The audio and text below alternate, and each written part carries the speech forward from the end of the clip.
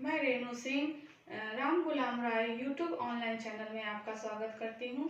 इसके पहले हम लोगों ने बौद्ध काल में शिक्षा का आरंभ देखा और उसमें उसका सामान्य परिचय जाना। उसके बाद हमने उनमें शिक्षा के क्या स्तर थे, उसके बाद उसमें हम लोगों ने उसके पाठ्यक्रम को जाना। आज आइए हम जानते हैं बौद्ध काल में शिक्षण विधियाँ।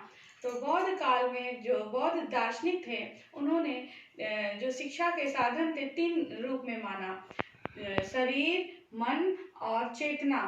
तो शिक्षा जो शिक्षार्थी थे सभी शिक्षार्थियों यानी सभी शिष्यों का शरीर, मन, चेतना एक समान नहीं होता। अलग अलग आयु वर्ग के या समान ही आयु वर्ग के जो बच्चे थे, सबका शरीर, मन, चेतना अलग अलग होता है।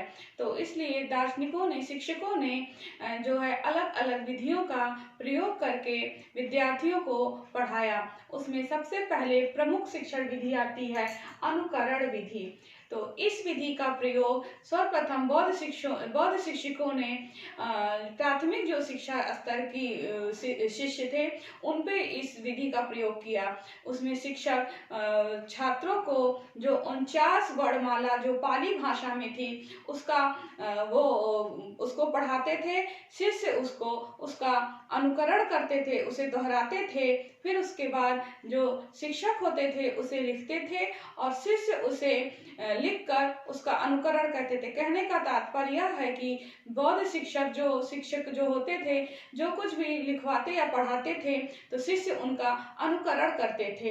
इसका प्रयोग सामान्यतः प्राथमिक स्तर से आरंभ हो गया था। उसके बाद दूसरी विधि आती है प्रश्नोत्तर विधि।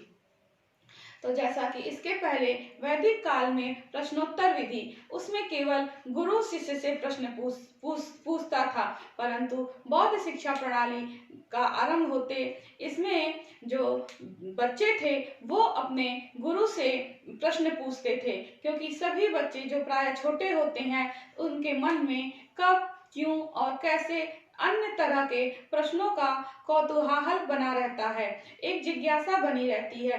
अपनी इस जिज्ञासा को समाप्त करने के लिए वो अपने शिक्षकों से इस तरह के प्रश्नों को पूछते और शिक्षक उसे खुशी खुशी उनका उत्तर देते और उनकी समस्या का समाधान करते। इसके बाद जो तीसरा शिक्षण विधि आता है वह है वाद विवाद एवं तर्क विधि। इस शिक्षण विधि का प्रयोग प्राथमिक स्तर एवं उच्च शिक्षा दोनों स्तरों पे किया जाता था। इसमें बच्चे आपस में, शिक्षक जो है बच्चों को आपस में वाद विवाद एवं तर्क का देते थे, उनको उसका अवसर प्रदान करते थे, जिससे उनमें तार्किक क्षमता और सृजनात्मक क्षमता का विकास हो। इसके बाद जो अगला शिक्षण विधि आता है वह है सम्मेलन एवं शास्त्रार्थ विधि। जैसा कि आज वर्तमान में सम्मेलन यानी सेमिनार, यानी कि बौद्ध काल में ही सम्मेलन का आरंभ हो गया था। सम्मेलन इसमें अलग अलग जगहों से अलग अलग शिक्षक, जो विद्वान, जो विषय विशेषज्ञ होते थे, उन्हें बुलाया जाता था, एक सम्मेलन कराया जाता था और किसी जो उस समय की जो गूढ़ टॉपिक या जो गूढ़ शीर्षक होते थे, इस सम्मेलन में आयोजन करके उनकी समस्याओं का समाधान किया जाता था।